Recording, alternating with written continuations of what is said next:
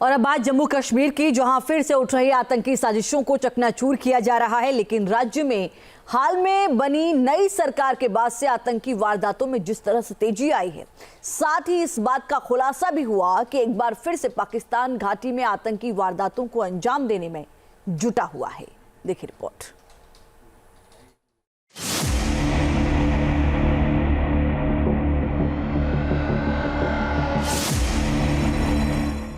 इसी घर में छिपे थे आतंकी। सुरक्षा बलों ने किया हमला। धमाके के बाद लगी आग। सुरक्षा बलों ने जम्मू कश्मीर में आतंकवादियों को एक बार फिर मुंहतोड़ जवाब दिया। श्रीनगर में आतंकियों के ठिकानों पर बड़ा हमला किया है, जिसमें एक आतंकी ढेर हो गया। जिस इमारत में आतंकी छिपे थे, उस इमारत पर जब सेना के जवानों ने हमला किया तो उसमें भीषण आग लग गई। देखिए कैसे ये घर आग की लपटों में घिरा है। श्रीनगर के खान्यार इलाके में सेना ने जिस आतंकी को ढेर किया है वो पाकिस्तानी नागरिक है। इस आतंकी का नाम उस्मान उर्फ छोटा वलीद है, जो लश्कर का टॉप कमांडर था। इस आतंकी का कोड नेम लंगड़ा था। आतंकी उस्मान एक दशक से कश्मीर घाटी में एक्टिव था। यह आतंकी इंस्पेक्टर मसरूर वानी की हत्या में भी शामिल था। श्रीनगर के खान्यार इलाके में सर्च ऑपरेशन चलाया जा रहा है। सुरक्षा बल पूरे इलाके में घरों की तलाशी भी ले रहे हैं। पूरे इलाके को सील कर दिया गया है ताकि बाकी आतंकी भी कहीं छिपे हों तो उन्हें भी ढेर किया जा सके। इससे पहले खान्यार के इसी इलाके में कई घंटों तक सेना और आतंकियों के बीच मुठभेड़ चली। लारनू के इलाके में जो है सुरक्षा बलों को इतला थी और उसके बाद जो है जम्मू कश्मीर पुलिस की टुकड़ी एसओजी और अन्य सैनिक बलों ने वहाँ उस इलाके में थोड़ा सा कॉर्डन सर्च करा था, जो कि ऊपरी इलाके हैं, थोड़ा सा रगड़ इलाके हैं।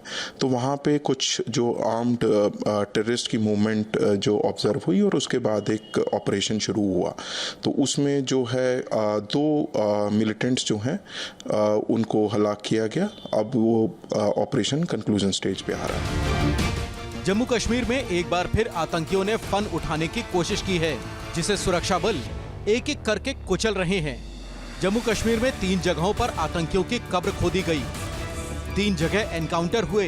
अनंतनाग के कोकरनाग में सुरक्षा बलों ने जहां 2 आतंकियों को ढेर किया, श्रीनगर के खान्यार में लश्कर कमांडर उस्मान को ढेर किया गया, जबकि बांदीपुरा के पन्नेर में आतंकियों के साथ एनकाउंटर हुआ।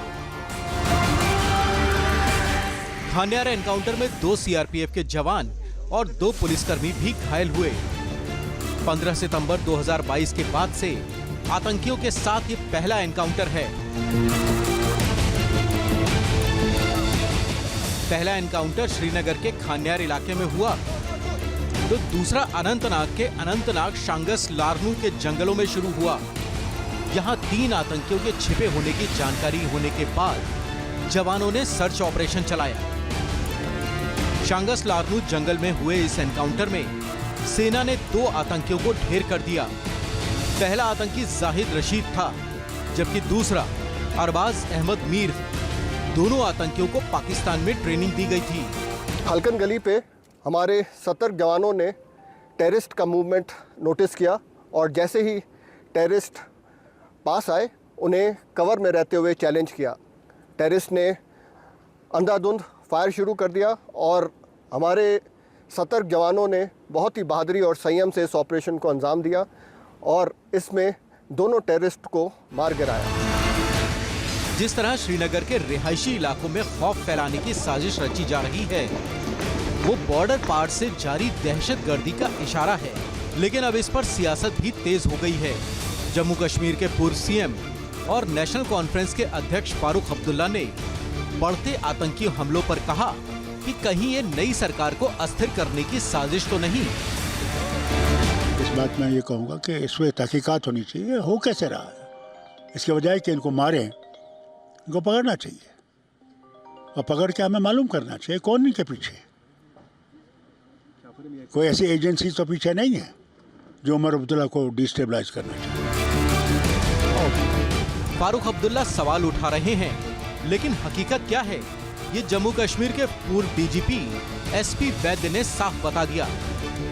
बेसिकली मुझे लगता है पाकिस्तान की डीप स्टेट की तरफ से कोशिश है कि पूरा सिस्टम को डिस्टेबलाइज किया जाए, डर का माहौल दोबारा पैदा किया जाए, क्योंकि जिस तरह से लोगों ने पोलिंग की पार्लियामेंट में और असेंबली में, उसमें दिखता था डर नहीं है, जो पिछले 30-35 सालों से इन्होंने बना के रखा था। सेना के शौर्य के धधकते शोलों में दहशतगर्दी खाक हो रही है। जम्मू कश्मीर में जब जब आतंकियों ने फन उठाने की हिमाकत की तो उन इरादों को फना कर दिया गया। एक तरफ आतंकी शांत कश्मीर में अशांति फैलाने की साजिश कर रहे हैं, तो वहीं दूसरी तरफ हमारे मुस्तैद जवानों ने उनके सफाई की कसम खा रखी है। जल्द ही आतंकियों की हर साजिश चकनाचूर होगी, लेकिन इसके लिए जरूरी है कि आतंक के इस नासूर को